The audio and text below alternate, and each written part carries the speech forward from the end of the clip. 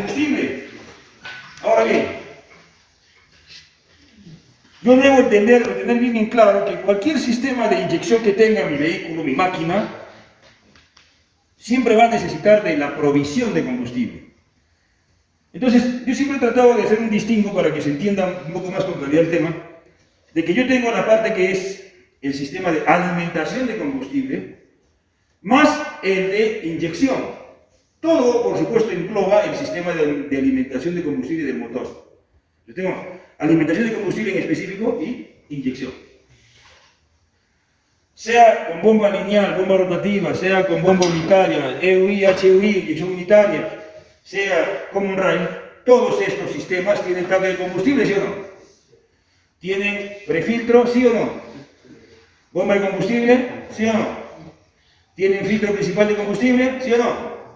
¿Tienen mangueras, conductos, cañerías, líneas de alimentación al sistema de inyección? Sí.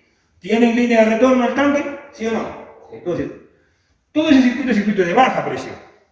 Aparte que se te dijo en teoría, asumo te lo han dicho en teoría, o bien te lo van a decir, que el circuito de baja trabaja con presiones de combustible entre 1.5 a 4.5 bar. Todos.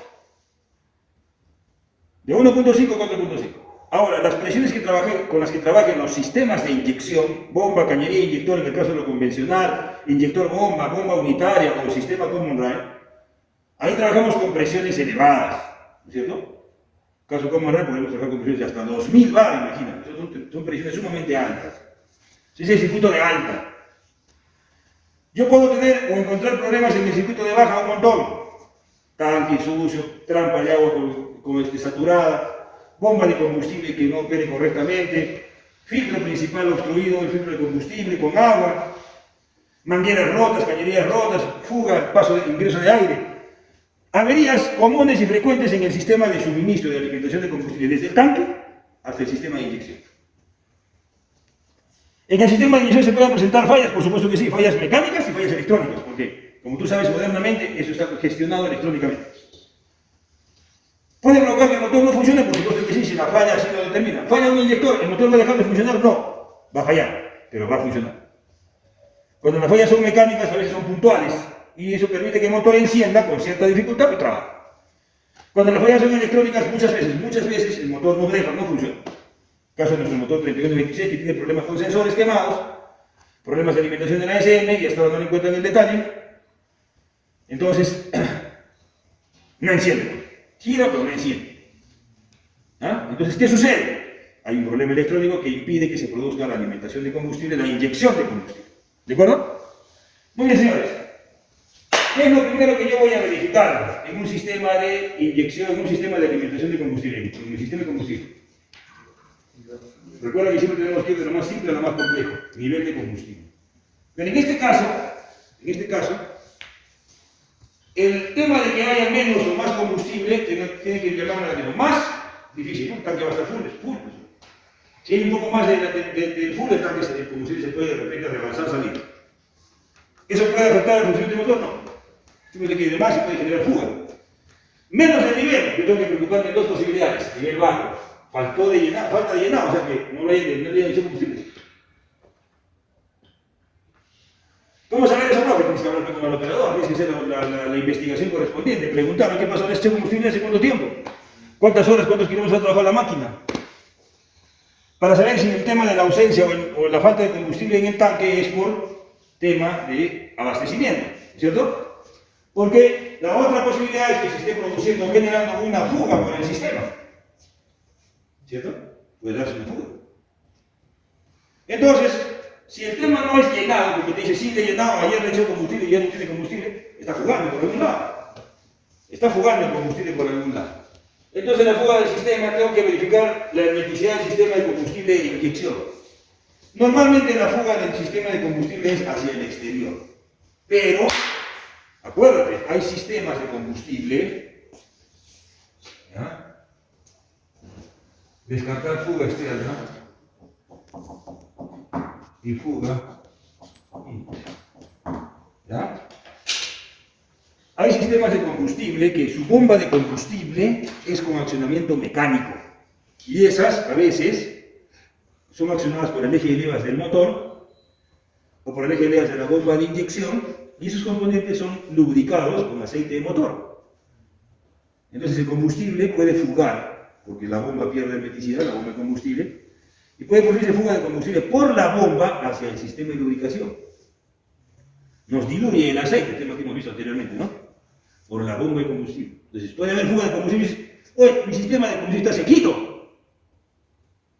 No hay fuga. Pero cuando de repente tú vas al aceite, el aceite subió el nivel. Coges aceite, olor a combustible, menos viscosidad, haces la prueba de flasheo, le da positivo, está contaminado tu aceite con combustible, tu combustible está fugando a la lubricación, ¿no? ¿Por qué otro punto pudiera darse fuga de combustible? A veces por los inyectores. Revienta la tubería, exceso de presión, o se suelta un inyector, y estos inyectores van observados en una camisa, en la culata, en una camisa, la cual trabaja con refrigeración, ¿ya? Con líquido.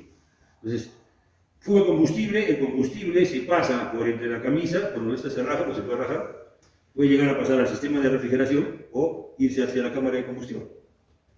Si va hacia la cámara de combustión se produce goteo hacia la cámara de combustión. Humo negro en cantidad, quema combustible crudo, exceso de combustible. El motor, temperatura, le mide temperatura, frío. ¿Sí? O se puede ir, repito, hacia el sistema de refrigeración, vas al sistema de refrigeración, que es combustible en el sistema de refrigeración. Te lo expliqué en la clase pasada, ¿no? Entonces pueden darse fugas externas o fugas internas. Externas es al exterior, por mangueras, por cañerillas, por uniones, por tanque, por filtros, por base de filtros, ¿no? Ahora, en el caso de los sistemas EUI, HUI, bomba unitaria y Common Rail, los inyectores se instalan dentro de la culata. Para poder llegar o acceder a los inyectores, si ustedes lo han hecho en quinto, cuando hemos desarrollado motores en el M4, ¿dónde van los inyectores bomba, los EUI? Dentro de la culata, ¿sí o no? Tengo que sacar la tapa de balancines para verlo, ¿sí o no? Están lubricados con aceite. Y por ahí les llega la alimentación. Entonces es propenso a que pueda darse también por ese punto fuga de combustible que va a irse hacia el aceite. Fugas internas. Mire, todo lo que puede ser fugas internas. ¿Ya? Lo voy a indicar mejor.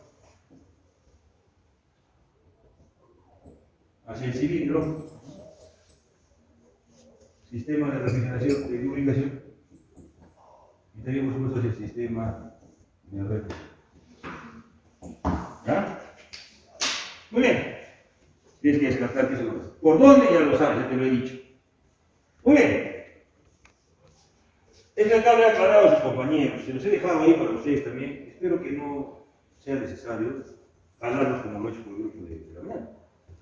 ¿Cierto? Saben ustedes que nosotros tenemos el sistema de inyección convencional. Bomba unitaria, inyección Common Rail. Son los sistemas de inyección con los que nos podemos encontrar, ¿sí o no? En sistemas de inyección convencional tenemos con bomba lineal PE. ¿Qué significa PE?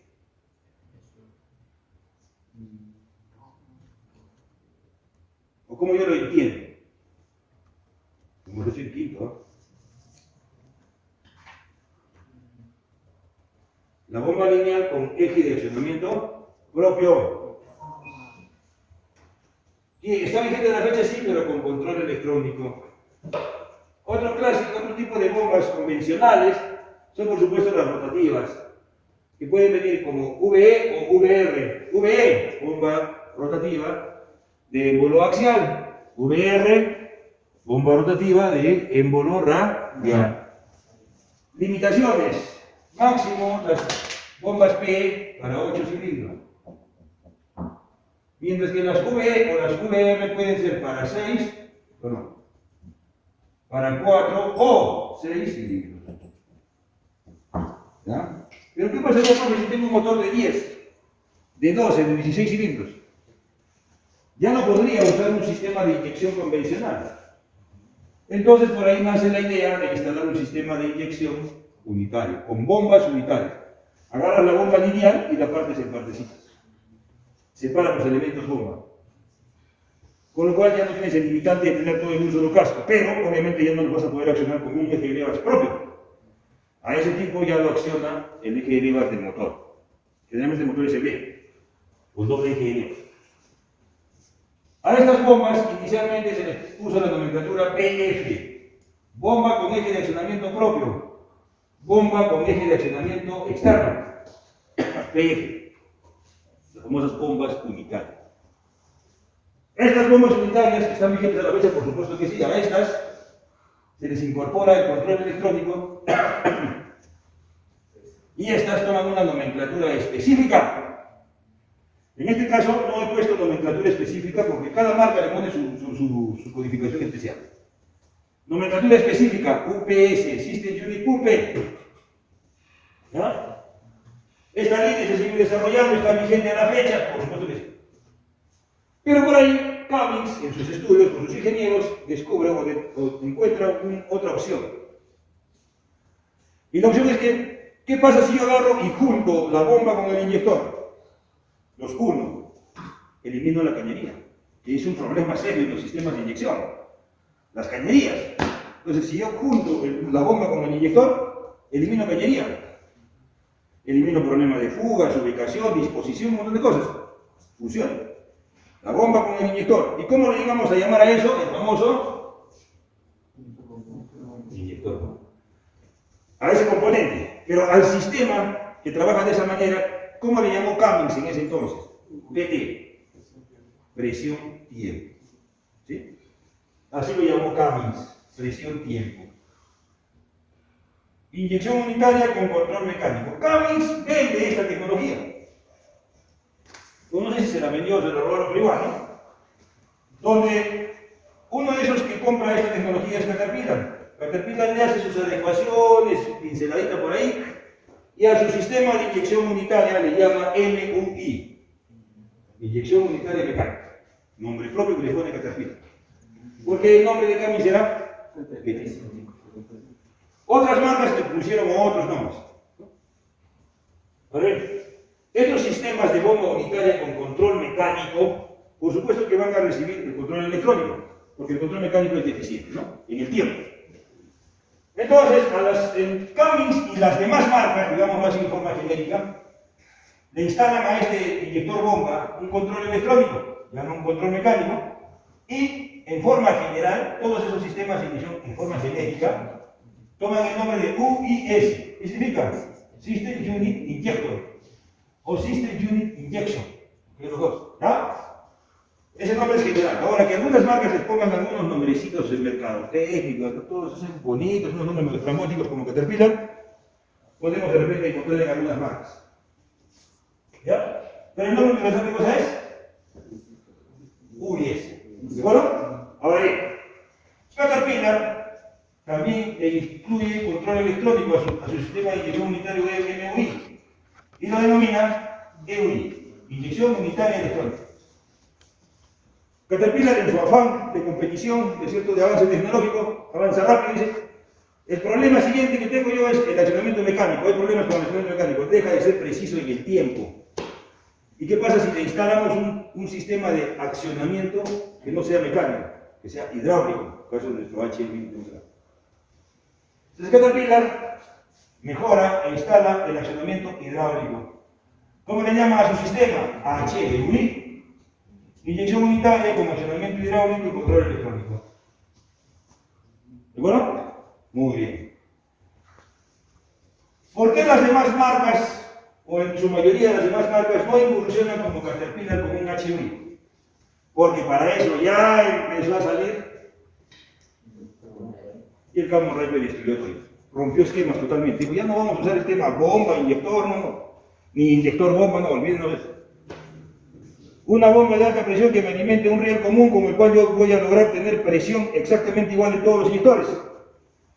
Esta presión se va a mantener exactamente igual en todos los regímenes de funcionamiento. Eso es sumamente importante, ¿no? Por eso es que es tan eficiente este sistema y por eso es que desde su inicio, que fue en los años 95, mira, 95, a la fecha no ha aparecido otro mejor que este, el sistema Common Rail. Hay, por supuesto, de primera generación, segunda, no sé en qué generación ya estemos, pero que sigue, el principio sigue dándose, se sigue dando.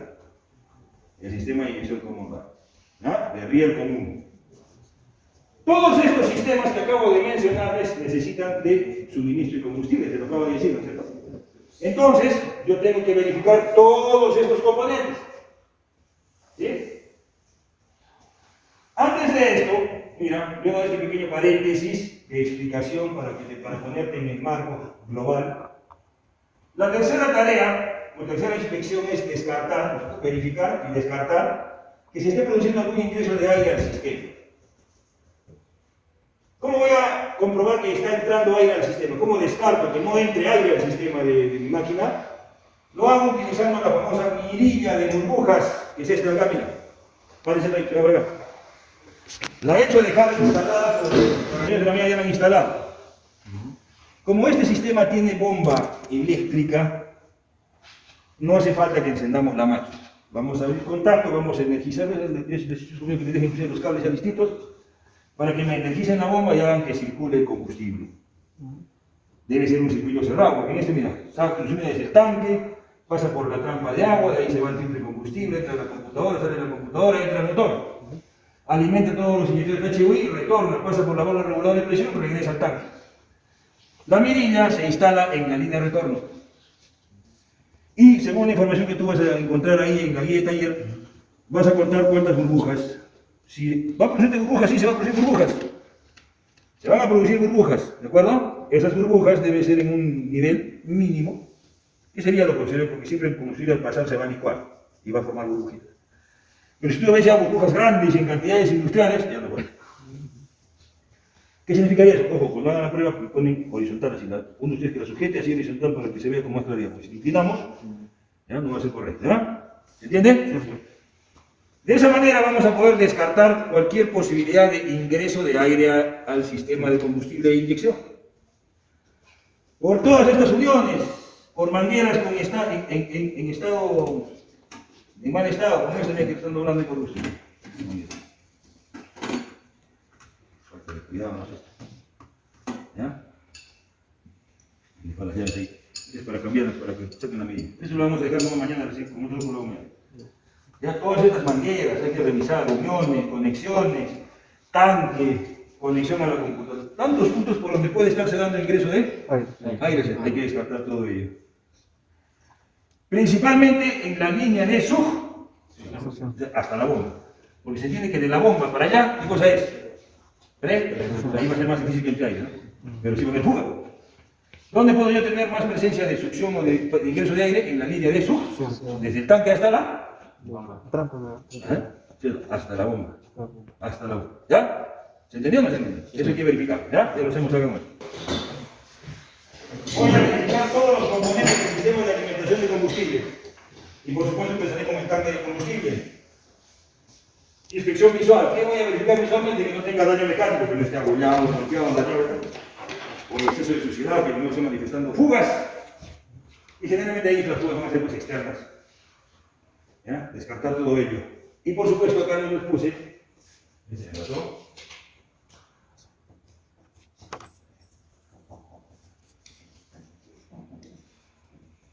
Inspeccionar también el estado de la capa de tanque de combustible.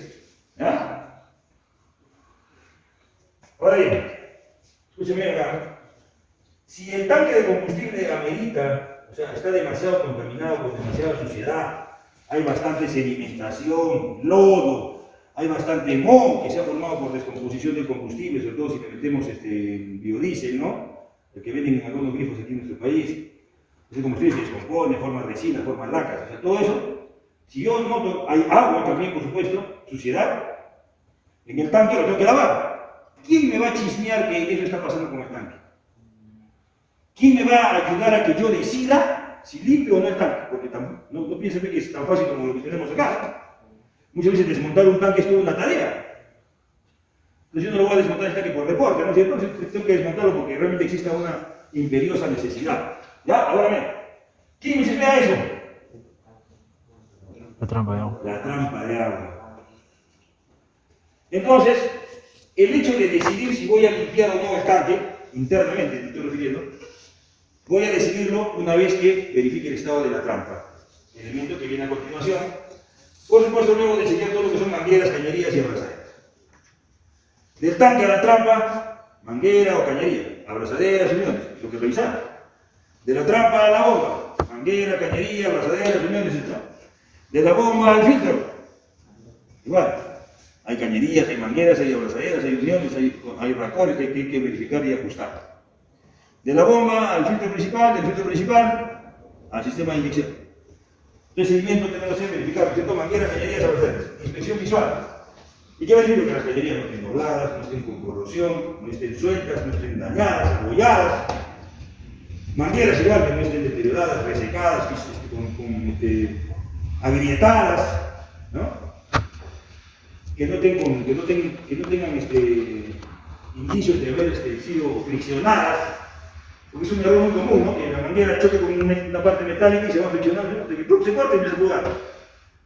¿Y cuándo pasa eso? Cuando a veces hacemos un mantenimiento, algún trabajo y no aseguramos como corresponde las mangueras, o no las ponemos en la ubicación y posición que corresponde.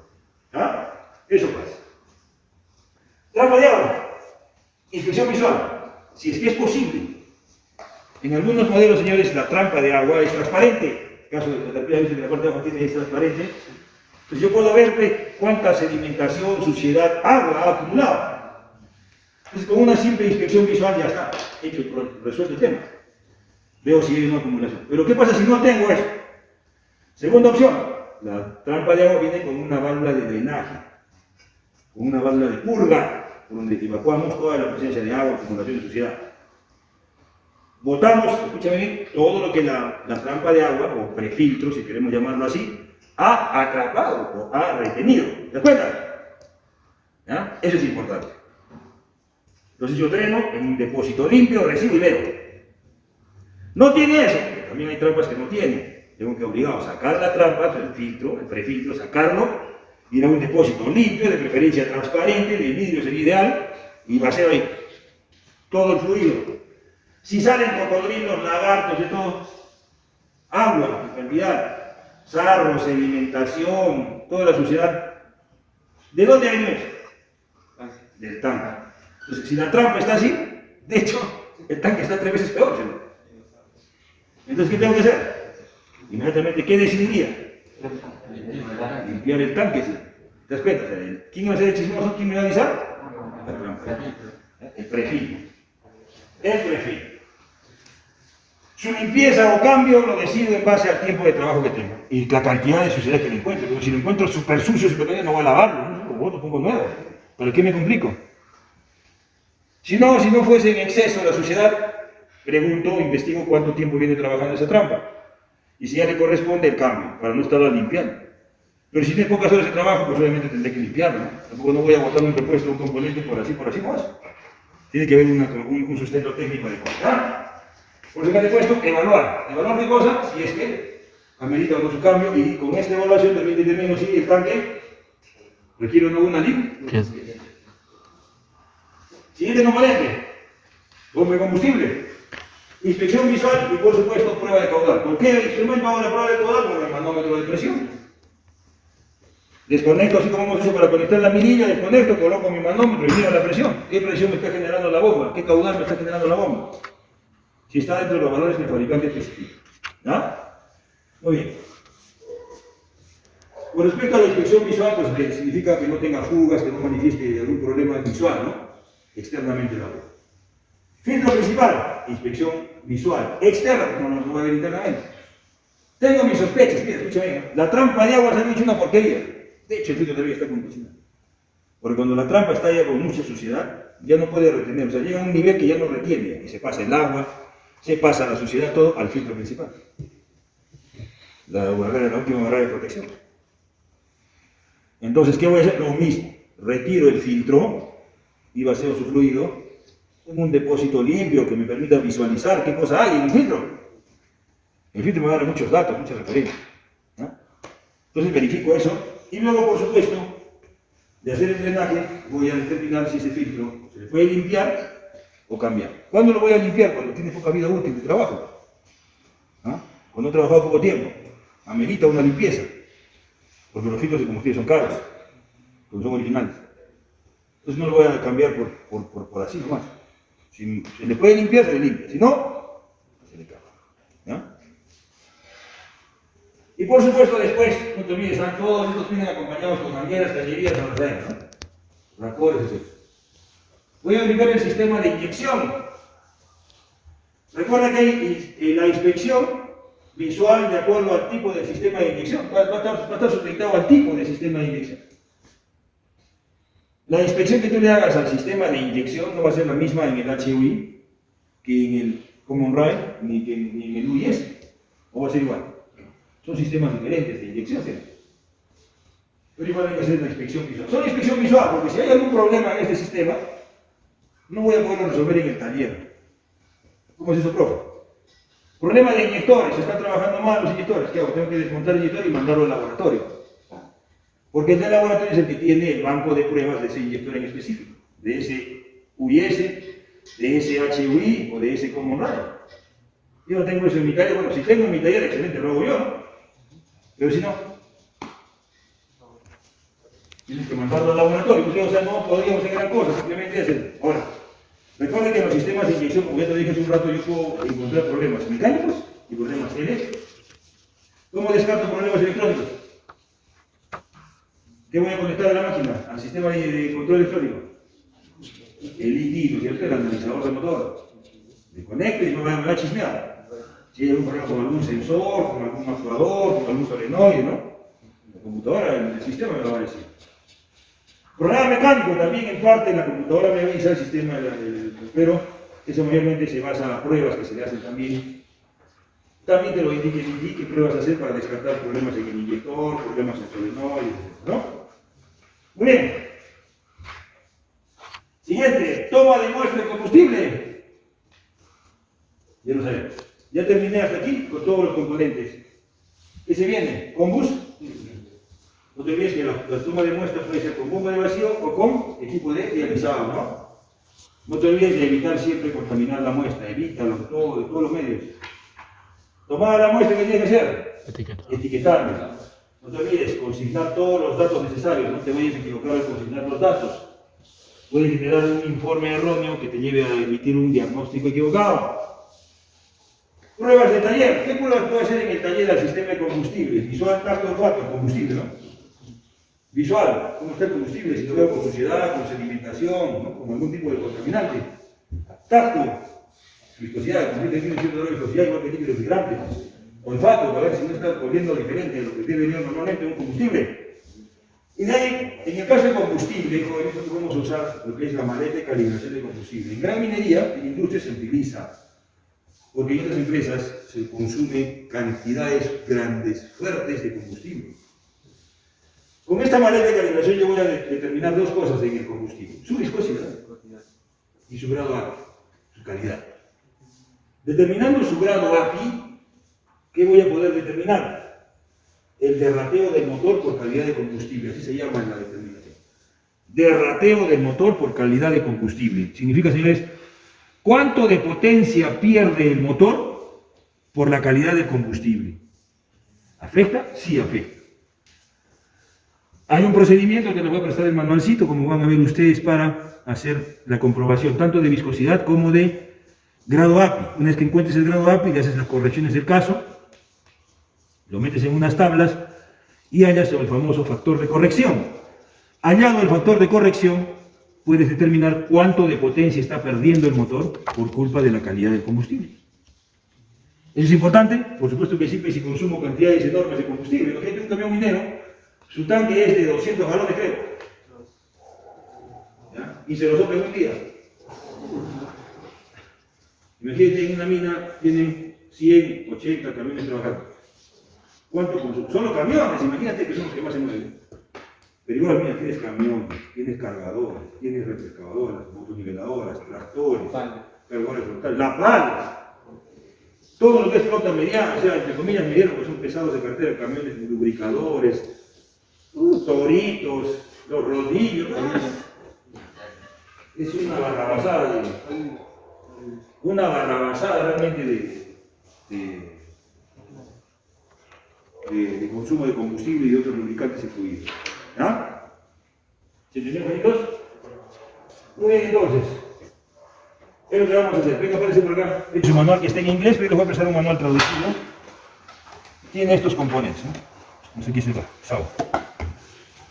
¿Ya? Tiene su termohidrómetro, tiene su copa de viscosidad o viscosímetro, tiene su depósito para recepcionar el petróleo y poder hacer ahí las pruebas de viscosidad, tiene la probeta para que con la ayuda del termohidrómetro, así se llama, poder hacer la verificación de su grado API. ¿Por qué se le llama termohidrómetro? Porque mide temperatura, aquí, y aquí mide densidad. Es como el densímetro que hemos usado para medir o verificar baterías. Igual y mismo principio. Termohidrómetro. ¿Ah? Sino que este termohidrómetro no nos mide acá, no nos marca densidad. Porque en realidad lo que mide es densidad. ¿Qué nos marca? Grado API. ¿Te acuerdas en refrigeración, en el refractómetro? Sí. El refractómetro nos mide densidad, ¿no es cierto? De líquido frío. ¿Pero qué nos marca? Temperatura, ¿no es cierto? Igual acá, ¿no? Te mide densidad, ¿pero qué te marca? Grado API. ¿Se está entendiendo? Sí. Su tacómetro, que bueno, su cronómetro que se debe usar para poder medir el tiempo que demora en vaciarse la copita, con lo cual podemos determinar cuál es el grado de viscosidad que tiene en Centistox. El procedimiento está ahí, les voy a prestar a cada grupo el manual para que lo lean, ¿de acuerdo? Y vean cómo es que se reconoce tanto, o se determina, perdón, tanto el la viscosidad y el grado API.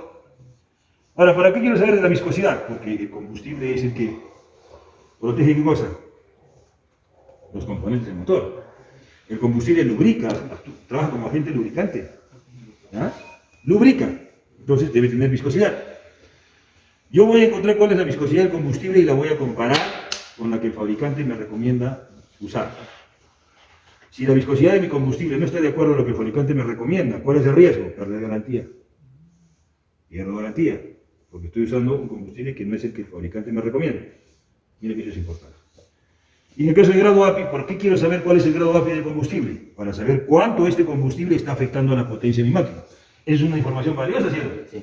Por supuesto que sí, porque si afecta demasiado a la potencia del motor, baja la potencia, incrementa el consumo de combustible. Me va a consumir más combustible. Me va a contaminar el medio ambiente. ¿Se entiende, no? Listo, a trabajar, señores, vamos.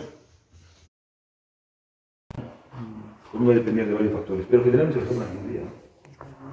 ¿Ya? Entonces, vamos a considerar lo siguiente. Ante la cantidad fuerte de combustible, pues obviamente es importante saber la calidad de combustible. Si ese combustible protege o no a nuestros componentes del sistema de inyección. Entonces, este equipo, esta maletita básica, como la ven ustedes, pero efectiva en lo que es información. ¿Ya? Entonces, yo tomo la muestra, el combustible sale del tanque a un promedio de entre 35 y 40 grados centígrados. Por eso es que te dicen que tomes la muestra, asumiendo que lo has tomado del equipo que está en operación, que lo deposites aquí y que esperes, ¿cuántos minutos dice? ¿Procedimiento? Creo que dice 10, ni siquiera le digo ese chat, tengo falta, ya nos queda solamente una hora. Ese combustible se deposita aquí y se espera un tiempo a que tome temperatura, pero ya con la copa o el viscosímetro y el termohidrómetro sumergidos ambos. En esta prueba de viscosidad, yo voy a utilizar el termohidrómetro solo en función termómetro. No voy a ver todavía el tema escala. ¿Sí? Hay que meter un poco más de fluido acá. ¿Ya? Y te dice que dejes 10 minutos en que los tres componentes tomen la misma temperatura y la temperatura del combustible también descienda a la temperatura aproximadamente de ambiente, ¿no? Porque se entiende que la he tomado de la máquina y en la máquina ha salido a 35, 40 grados, entonces ha salido caliente el combustible. ¿Ya? Espero el tiempo que se indica y luego voy a lecturar la temperatura a la que está registrando el termohidrómetro. Es importante ese dato, la temperatura que registra el termohidrómetro. Entonces, como un termómetro común, como los de vidrio, tienes que fijarte, mirar a trasluz hasta dónde sube el mercurio. ¿Ya? Ahorita me estoy marcando 70 y... Estoy con la vista hasta las cachas. 74, creo 75, ¿ya? No me fijo bien. Ese es un punto importante, la temperatura. 2. Yo tengo que probar varias veces. Levanto la copita, tiene que ser uno que tenga buen pulso. Y me tengo que fijar el momento exacto en el que, ¿no es cierto?, separo la copa del combustible, porque en ese momento empieza a gotear. Tengo que registrar ese tiempo. Tengo que encontrar el momento exacto en el que empieza a caer el combustible, como lo estás viendo tú ahorita. ¿Y cuánto tiempo toma en vaciarse? Ese tiempo lo tengo que registrar. ¿Cuánto tiempo toma en vaciarse? Como es un tema práctico, el procedimiento te dice que lo hagas 2 o 3 veces, sumas esos datos, lo promedies, y ese dato lo tengas, ¿de acuerdo? Por eso es que se te adjunta también como elemento el cronómetro. Le falta pila, entonces usamos nuestro cronómetro de nuestro celular nomás, ¿ya? No hay problema, total es lo mismo. Hecho esto, teniendo ya el tiempo y la temperatura, tengo dos factores, ¿eh? Tiempo, temperatura. Me voy a mis tablas, mira. Acá en estas hojas tienes el procedimiento para tomar muestra, ejemplo de etiqueta y el nombre de cada componente de la caja de la maleta de calibración y procedimiento de pruebas, algunos datos interesantes, ¿no? Entonces nos vamos a la primera tabla, mira. Tienes que leer todo eso. La primera tabla es para determinar viscosidad. Entonces, yo tengo el factor tiempo. ¿Cuánto tiempo se tomó en vaciar la copita? Ese tiempo lo tengo registrado y lo marco hacia arriba. Tiempo en segundos. ¿Cuántos segundos? Digamos que demoró, ya vamos a subir este ejemplo de acá, ¿no? 71, 2, 3, 4, 5, 6. 76 segundos. Ubico el tiempo en segundos, marco el punto y de ahí, ¡pum!, trazo una horizontal. ¿De acuerdo? Hasta intersecar o chocar contra esta diagonal. Choco con la diagonal, inmediatamente a 90 grados de la horizontal, bajo. Donde marque hacia abajo, recto a 90 grados de la horizontal, ¿eh? Bajo la vertical hacia abajo, y ahí me va a registrar ¿qué cosa? Viscosidad. ¿En qué? En centistock, que es la unidad de medida de viscosidad. ¿Ya? Entonces, según este ejemplo, me está marcando, asumamos 2.5 centistock. ¿Ya? Ustedes tienen que ver cuánto exactamente nos marca, pues, ¿no? Según el tiempo que ustedes han registrado. Ese valor de viscosidad, en este ejemplo que estoy diciendo, estoy inventando, 2.5 centistock, ya tengo la viscosidad, ¿cierto? Sí. Ahora me nace la preocupación de saber si esa viscosidad está o no dentro de los márgenes que el fabricante recomienda. Y acá, mira, Caterpillar te recomienda, te dice acá, ¿no? Te recomienda un mínimo y un máximo de rango de viscosidad que debe tener el combustible. O sea que tu combustible tiene que estar aquí, entre estas dos diagonales. Ahora bien, ¿qué tengo hacia arriba? Viscosidad en centistock. ¿Cuánto era? 2.5 centistock. Ubico 2.5, aquí, pum, marco mi punto. ¿Sí? Y trazo una horizontal al infinito. Horizontal, ¿qué pasa? Y luego busco a qué temperatura me marcó ese tiempo. Por acá tengo factor temperatura. Vamos a suponer que fueron 76 grados, ¿no? Lo que más o menos creo que he registrado, que creo que he leído. Entonces busco acá 76, acá está 76 grados, listo, pum, trazo una perpendicular hacia arriba. Obviamente esta se va a intersecar con esta de acá que era 2.5. ¿Ya? El punto de intersección es el que me interesa, porque ese punto de intersección tendría que estar entre estas dos líneas. ¿Entiendes? El punto de intersección tendría que estar entre estas dos líneas. Si no está entre estas dos líneas, la viscosidad de este combustible no es la que no está dentro del rango recomendado por el fabricante. Ahora, ojo, eso no significa que esté malo el combustible, que sea malo, sino que no alcanza a los requerimientos del fabricante. Estas tablas cada fabricante maneja independientemente de sus tablas. Cada uno te indica valores determinados de viscosidad. ¿Por qué nos interesa determinar esto? Porque si mi combustible no está dentro del rango que el fabricante indica, ¿cuál es el riesgo? Perder garantía. ¿Qué tal me compro yo un equipo nuevo? Y a la semana, al mes, se malogra un inyector. Le reclamo a la empresa, ¿qué va a hacer Caterpillar? Refrente Ferrero, punto me muestra. Hace la prueba que ustedes están viendo. Y si no está dentro del rango, dice, no, perdiste la garantía, ¿ves? Tu problema. Has usado un combustible que no es el que nosotros como marca recomendamos. ¿Les cuenta el riesgo? Pues a la mina les interesa estar chequeando permanentemente eso. Porque ustedes saben, los lotes llegan a diario, o sea, como si llega a diario. Son lotes que llegan. Y hay que estarlo verificando permanentemente. ¿Ya? Terminando de comprobar lo que es la viscosidad, nos vamos a ir a comprobar lo que es el grado API. ¿Ya? Entonces, yo voy a agarrar este mismo combustible, lo voy a vaciar, ¿cierto? Saco el vasito del viscosímetro, lo escurro, el termidrómetro no lo van a romper, ¿eh? Dicho sea de paso, fíjense, eran dos, ya han roto uno, lastimosamente, ahorita van a darse cuenta lo triste del tema. Lleno hasta donde se me indica en mi manual de combustible y coloco con el cuidado del caso, no lo voy a tirar, ¿no? Tengo que colocar con cuidado el termidrómetro. Y este me va a registrar densidad. Al estar ya en la probeta, ahí sí me puede registrar densidad. Más denso, se mete más, sale más afuera. Menos denso, se mete más dentro. ¿Sí? Este más densidad. Voy a registrar ahí dos valores, temperatura, cuando mida el grado apia, y la densidad. Pero como ya te dije, acá no me registra densidad. ¿Qué me registra? Grado api. Es como en el refractómetro. En el refractómetro, yo sé que me mide densidad, ¿no es cierto? ¿Pero qué me registra? Temperatura, ¿sí? Bajo cero, ¿no? Igual este. Este igual me está midiendo densidad, pero ¿qué me está registrando? Grado api.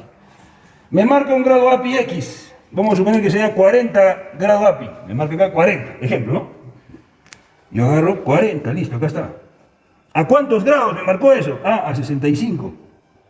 Entonces yo trazo vertical, diagonal, encuentro un punto de intersección. Grado api versus temperatura. Y me va a marcar un punto dentro de estas dos diagonales. Si el punto de intersección entre estos dos factores, grado api versus temperatura, está dentro de estos dos, el grado api de este combustible está dentro de lo que el fabricante recomienda. Si está fuera, por cualquier otro lado, no está dentro de lo que recomienda el fabricante. ¿Listo? La siguiente pregunta es, ¿cuánto este grado api afecta a la potencia de mi motor? ¿Cuánto de derrateo genera? Entonces, lo primero que tengo que hacer, esto es para ir registrando cada vez cada cuántas veces tomas estos datos. Es como un registro. Lo primero que vas a hacer es irte a esta tabla, que es una tabla de corrección de grado api. Corrección del grado api a 60 grados. ¿Ya? Entonces, tú has tenido en esta otra tabla, ¿no es cierto? Aquí, digamos 65 grados. Lo vas a corregir a 60. O de repente fue 70, 75, 80, no lo sé, no, ustedes van a registrar eso. ¿Lo tienes que corregir a cuánto? 60. Ya está. Este es el cuadrito de corrección. Entonces, mira, tú aquí arriba tienes el grado api que te marcó el termohidrómetro. ¿Cuánto fue? No, grado api. ¿Cuánto dijimos? 40, ya, 42, vamos a un ejemplo, ¿eh? 42 grado api. Ya está, mira, esto es un ejemplo, tú tienes que encontrar esos datos. A este grado api lo voy a corregir a 60 grados. Fahrenheit. Pero ¿a cuántos grados yo obtuve estos 42? El que me registra acá, el termohidrómetro. Ah, profe, me registraba 76. 76, pero acá no hay 76, profe, hay 70 y hay 80. ¿A cuál está más próximo 76? 80. 80, me voy a 80. Interseco acá, 42, 80, ¿cuánto sale? 40.5. Este 40.5 es el grado api corregido. 42 era el que me registró acá. El termohidrómetro cuando hice la prueba en la probeta. Pero eso estaba a un valor de temperatura diferente. Cuando lo corrijo a 60 grados, el grado api resulta ser 40.5. ¿Ya? Este es el grado api corregido. Ahora me voy a buscar el factor de corrección para saber cuánto afecta a mi potencia. ¿Cuánto es mi grado api corregido? 40.5. Busco acá, ven, acá dice grado api corregido a 60 grados Fahrenheit. ¿Cuánto es? Ah, 40.5. Aquí está. Tengo acá mi diagonal, mi horizontal, ¿no? 40.5. Ahora, la cuestión es con qué columna lo voy a relacionar. Primera columna dice motor con precámara de combustión. ¿Mi motor, el Caterpillar, es con precámara de combustión? No. Es de inyección directa, ¿cierto? Entonces, esta columna descartada. Inyección directa de combustible. Ah, ya, entonces es esta. Pero ahí incluyo un dato más. Máximo de RPMs. En la plaquita del motor, ahí me encuentro como su máximo de RPMs, está indicado ahí. Profe, el máximo de RPMs es 2400. Ah, esta es mi columna. ¿Ya? Entonces tengo esta columna, desciendo. Y voy a hacer que interseque con el grado api corregido. 40.5, 2400, inyección directa. ¿Cuánto es mi factor de corrección? 1.045. ¿Ya? Ese sería mi factor de corrección. Ese dato, ese factor de corrección, lo voy a relacionar con la potencia nominal. En una operación sencillísima. ¿Cuál? División. Voy a dividir la potencia nominal, encuentras la potencia, en HP, ¿ah? Profe, pero ya no tengo en kilowatts, conviértame. ¿Ya? Esta forma es para trabajar en HPs, este factor es para trabajar en HPs. ¿Ya? Entonces, la potencia del motor, ejemplo, digamos, ¿no? Su nominal es 270. En este ejemplo, acá tienen los datos de este ejemplo, mira acá, ¿cuánto fue el grado api a cuántos grados se le tomó, luego lo corregimos a 60 grados, resultó con un factor de corrección de 1.038, o sea, lo que te he explicado ahorita hasta acá, en resumen, en este ejemplo. Entonces, ¿cuánto es la potencia nominal? 270 HPs. ¿Cuánto es el factor de corrección? Según este ejemplo, 1.038. ¿El nuestro cuánto era? 1.0. 45. Es igual, ¿no? Tú encuentras ese, esto puede ver, ¿no?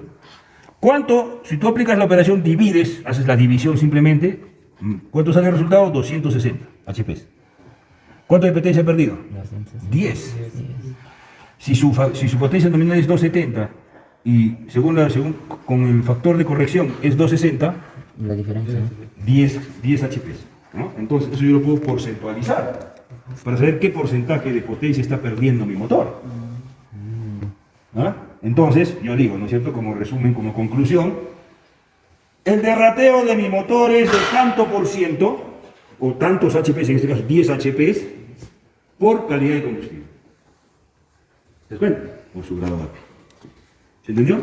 Sí. ¿Es importante esa información? Por supuesto que sí, porque yo sé, no te olvides del binomio. Si un motor disminuye la potencia, ¿qué se incrementa? Consumo de combustible. Si la potencia disminuye, aumenta consumo. Y eso es lo que no le va a gustar a la mina, ¿no es cierto? Consumo de combustible, sus curvas de consumo se van a incrementar, porque la potencia está disminuyendo, y eso puede ser un factor, la calidad de combustible. Por eso date cuenta lo importante que es, y vas a ver en todas las minas que tú ves, gran minería, digo, vas a encontrar estas maletas. El área de confiabilidad, el área de laboratorio, está paseándose con estas maletas. O a veces, cuando no tienen área de confiabilidad, el mismo taller, ¿no? La misma área de mantenimiento tiene personal que sabe manejar estos equipos, como lo van a saber o como lo saben ya ustedes. Y fácilmente determino la viscosidad del combustible para ver si está o no protegida mi máquina, y luego el grado API para ver cuánto de derrateo, cuánto pierde de potencia mi motor por calidad de combustible. ¿Puede ganar potencia? Sí, por si acaso. Hay algunos combustibles que tienen un nivel de densidad más alto, ¿no es cierto? Y que cuando tú haces la operación te sale un factor de corrección menos de 1, entonces la potencia Aumenta. Sí, hay casos, ¿no? Todo está supeditado a la calidad de combustible que tenemos en nuestro medio. Aquí lastimosamente nuestro medio mejor en la calidad de nuestro combustible no es muy bueno. Y siempre va a tener tendencia de derrateo. O sea, pérdida de Potencia. La idea es que no sea excesiva. ¿No? ¿Se entendió, Angelitas? Esa es la prueba. ¿No? Buenas tardes. Voy a pasar la hora de David. Vamos a continuar con el sistema de combustible. En este caso vamos a hablar de dos puntos importantes, de verificar el nivel de combustible y verificar la hermeticidad del sistema de combustible. Verificar el nivel de combustible, en este caso nosotros debemos fijarnos en nivel bajo, ya que si presenta en el tanque un nivel alto, posiblemente puede ser que hayamos echado por demás o en exceso el combustible. Eso que no afectaría mucho, pero sí quizás habría fugas por dentro del combustible. En caso de combustible a nivel bajo es donde tenemos que preocuparnos porque puede haber fugas, sean por el sistema o sino por la...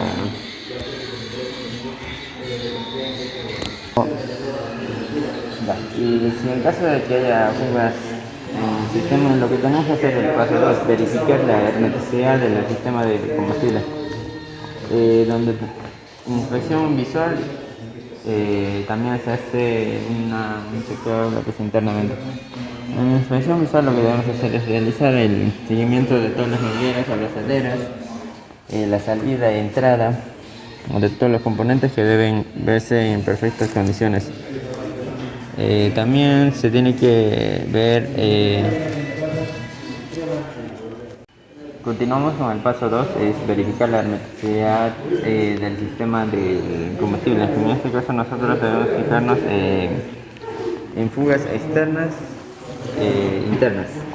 Fugas externas básicamente es una inspección visual de todos los componentes, de las abrazaderas, de las mangueras, de los conductos que conectan la salida, entrada de SM y todos los conductos, todo el sistema prácticamente es una inspección visual en caso de externas, y en caso de internas prácticamente lo que ocasiona es que puede combinarse con el cilindro, puede haber quemar el combustible crudo, eso ocasionaría humos muy negros. Ese sería un detalle de darnos cuenta si es fugas internas. Otro también sería el sistema de lubricación y el sistema de refrigeración. Eso generaría contaminación y prácticamente están influyendo la potencia en el sistema, varios sistemas. Y para esto nosotros también hablaremos de sistemas de inyección.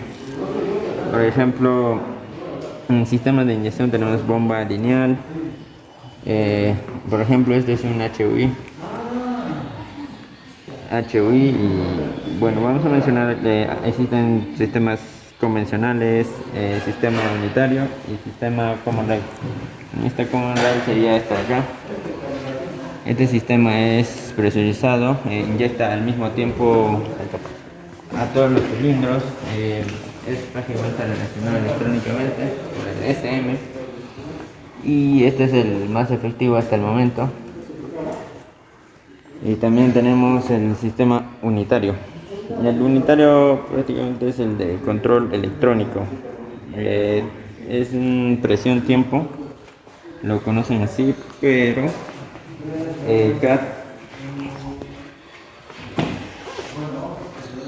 CAT lo puso su propio nombre cuando se lo compró. Le puso el control electrónico y HEUI. Y prácticamente estos sistemas funcionan para diferentes máquinas y diferentes generaciones. Como mencionaba, el más moderno o el que sigue vigente hasta el momento es el Common Rail. También en el sistema de bomba unitaria existe, ese es un sistema de una bomba convencional. El sistema unitaria es el bomba lineal en partes.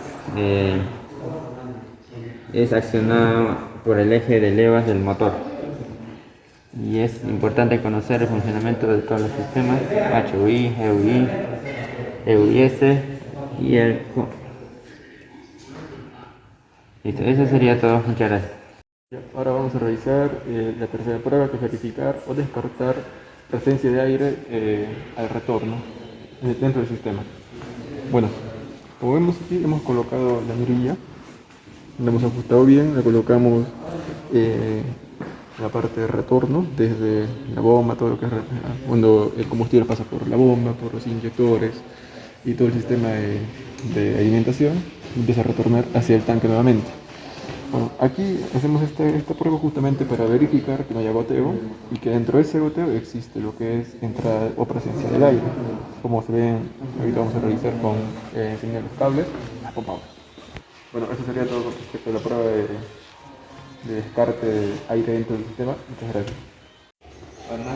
Buenas tardes, soy alumno de Fernando Chamichipana y voy a explicar el procedimiento de la verificación de los componentes del sistema de alimentación. Bueno, primero empezamos con lo que es el tanque de combustible.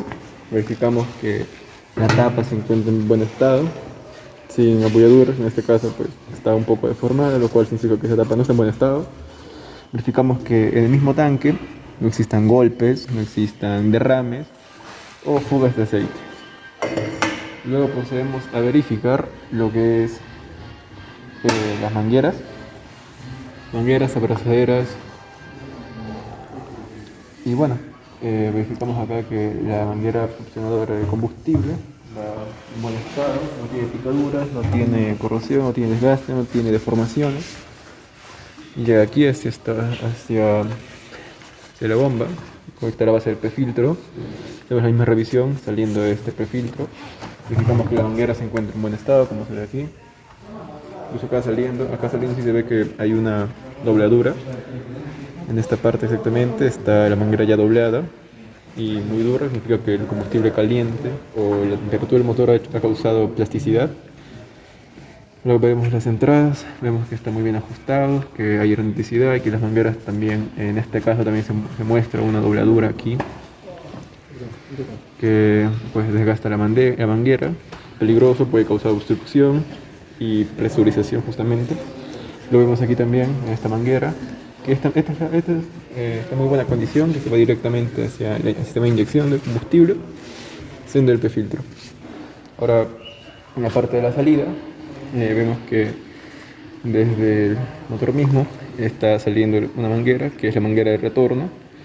Bueno, vemos que aquí sí hay una dobladura, no sé si puedes apreciarlo. Aquí que está doblándose la manguera exactamente acá, incluso se ve con el brillo.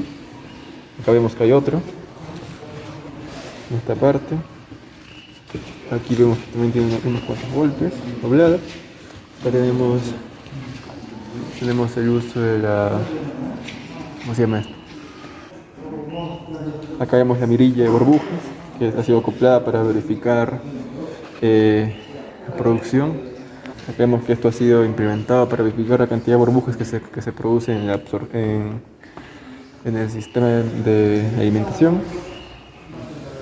Luego, digamos, llegamos al primer retorno y acá se ve que está bien hermético y en esta parte sí no se ve desgaste en la manguera. Bueno, también tenemos que tener claro que cada componente tiene que estar correctamente limpio, porque si el componente está sucio, es una desgracia, pues como en este caso interiormente dentro de este tanque, si está muy sucio, pues el combustible sucio entra al motor y genera pérdida de potencia y mayor consumo. Bueno, primeramente mi nombre es Eliseo Díaz de Álvaro.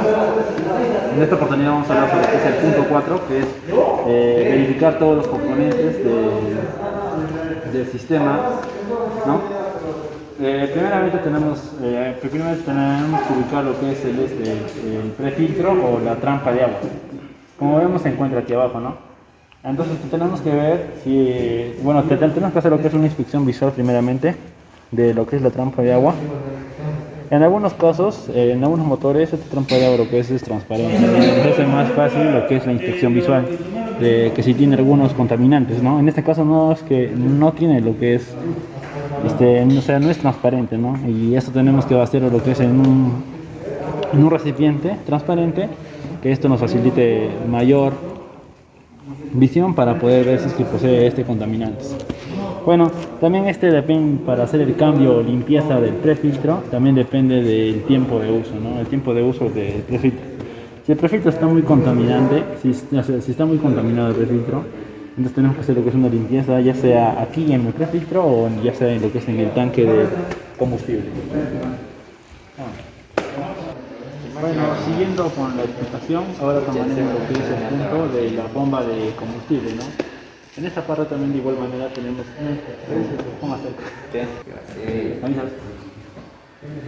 bueno, siguiendo con la explicación, seguimos con lo que es la bomba de combustible. En este punto tenemos que primeramente ubicar en lo que es en el motor. Como vemos acá tenemos lo que es la bomba de combustible, ¿no? En esta bomba de combustible primeramente tenemos que hacer una inspección visual, si posee lo que es alguna fuga. Si esto no posee alguna fuga, entonces seguiremos con lo que la prueba, ¿no? La prueba de caudal. En esta prueba de caudal nos apoyaremos de manómetros de presión, ¿no? Un maletín de manómetros de presión. Con esto conectaremos con las mangueritas a lo que es la bomba de combustible. Seguidamente de esto tenemos que ver cuánta presión está pasando por ahí, ¿no? Y esto tiene que ser pues en el rango que el fabricante especifica, ¿no? Seguidamente haremos lo que es el reconocimiento, lo que es del filtro principal, ¿no? Entonces, como hemos visto ya, tenemos que reconocer dónde es que se encuentra el filtro en este motor. Como lo vemos, se encuentra acá lo que es el filtro principal. Esta es nuestra última barrera de protección que tiene el motor para que el combustible ingrese. Entonces tenemos que hacer lo que es una inspección visual, si posee lo que es alguna fuga externa, ¿no? Como vemos no tiene lo que es una fuga externa, entonces seguidamente haremos lo que es, bueno, cuándo debemos de limpiar y cuándo debemos de cambiar. Esto también va a depender del tiempo de uso que este motor tenga con el filtro, ¿no? Nada más.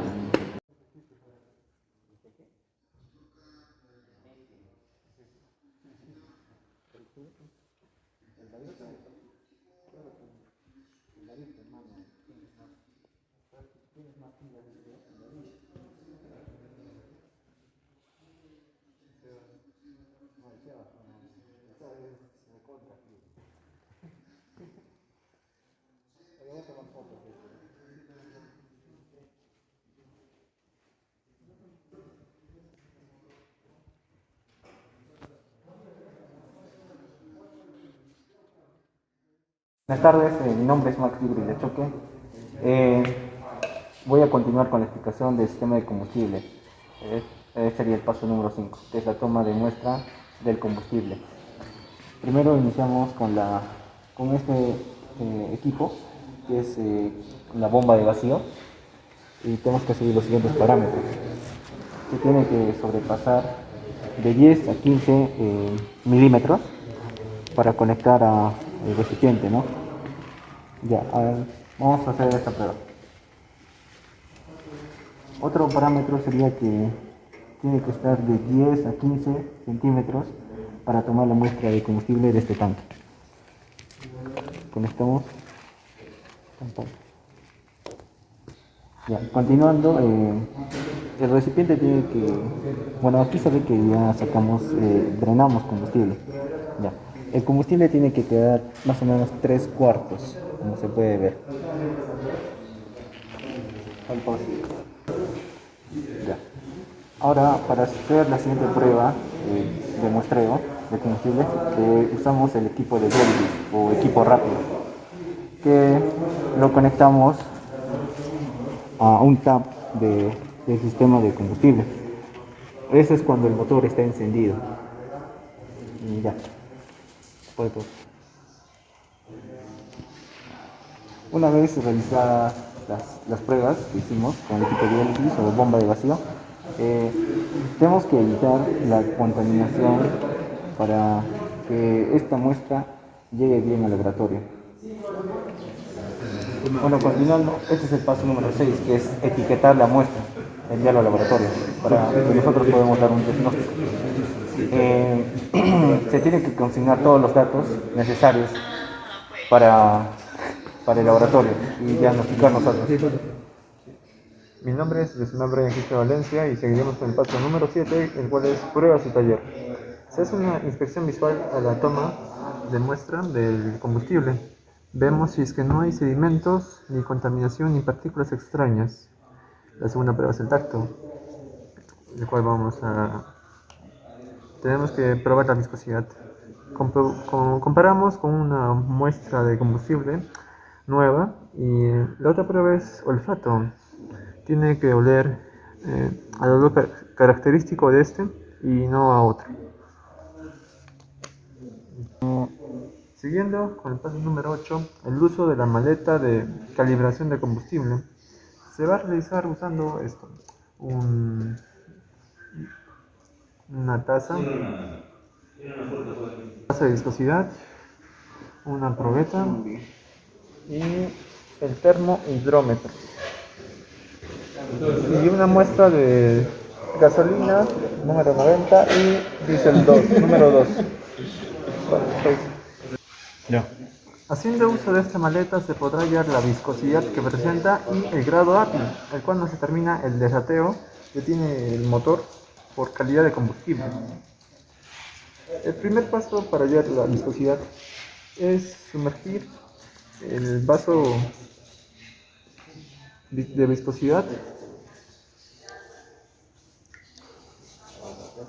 y también el termohidrómetro. Debemos esperar 10 minutos para que las temperaturas se estabilicen. Una vez pasados los 10 minutos, pues procedemos a contar.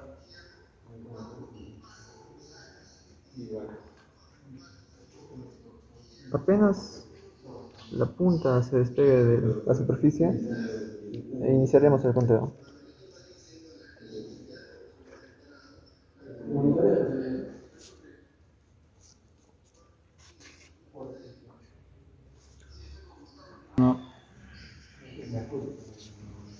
Una vez terminados, registramos el tiempo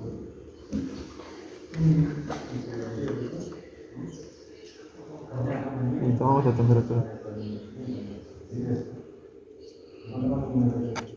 el cual nos da 72 grados Fahrenheit y lo anotamos.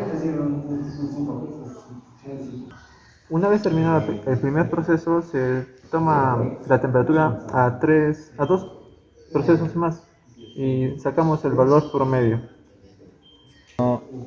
Y nuestro valor promedio del tiempo nos dio 1 minuto con 10 segundos, lo que equivale a 70 segundos. Y usamos la primera tabla, la tabla de tiempo con viscosidad. Hallamos el valor de 70 segundos y trazamos una línea horizontal donde llega a esta línea diagonal. Y tenemos como valor de viscosidad en centistocks el valor de 2 centistocks. Este valor lo usamos en la siguiente tabla: viscosidad, temperatura. Nuestro valor de centistocks es 2 y la temperatura aproximadamente fue de 72. Y nos damos cuenta que no está dentro de los parámetros ideales por el fabricante.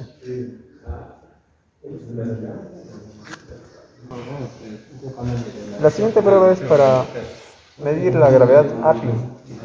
Procedemos a llenar la probeta con la mezcla de diésel 2 con gasolina.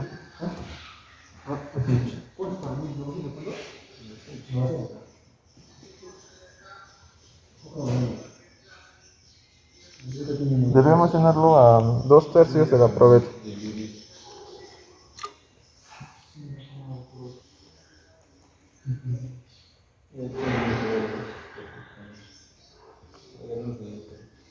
Y seguidamente, haciendo uso del termohidrómetro,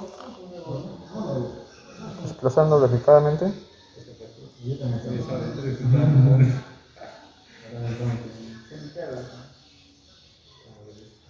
esperamos entre 2 a 3 minutos para que se estabilice y las burbujas se diluyan. No funciona el protocolo. Tengo que llevar el técnico. Pasados los 3 minutos, encontramos la gravedad API y nos da aproximadamente 37. Entonces procedemos a sacar para tomar la temperatura delicadamente. Y tenemos una temperatura de 72 grados Fahrenheit. Continuando, después de la toma de temperatura y gravedad API, procedemos a usar la tabla de corrección de temperatura para motor diésel, para combustible diésel. Tuvimos una gravedad API promedio de 37 y una temperatura de 72. Aproximadamente es 70. Entonces, intersecamos estos dos valores y nos da una temperatura corregida de 36. 2020, pero ya no puedes entrar. Pero no puedo entrar con la aplicación. Luego de obtener nuestra gravedad API corregida, procedemos a usar la tabla de factor de corrección de HPS. Aquí nos dan dos columnas. Una es para motores de precombustión y la otra es motores de inyección directa. En nuestro caso, nuestro motor CAT 3126 es de inyección directa. Entonces, nuestra gravedad API corregida es de 36 y tenemos unas RPM máximas en ese motor de 2400. Intersecamos estos dos valores y tenemos un factor de corrección de HPS de 1,007.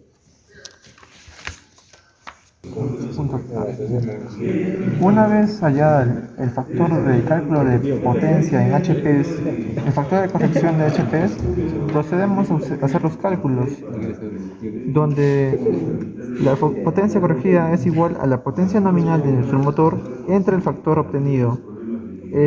La potencia nominal de nuestro motor es de 309 HPS y el factor obtenido fue de 1,007. Entonces dividimos estos datos y tenemos como resultado 306.85. Esa es nuestra potencia corregida. Entonces, restamos nuestra potencia nominal con esta potencia corregida y obtenemos que fue 2.15 HP la pérdida de motor. Es decir, que este combustible está ocasionando al motor una pérdida de 2.15 HP.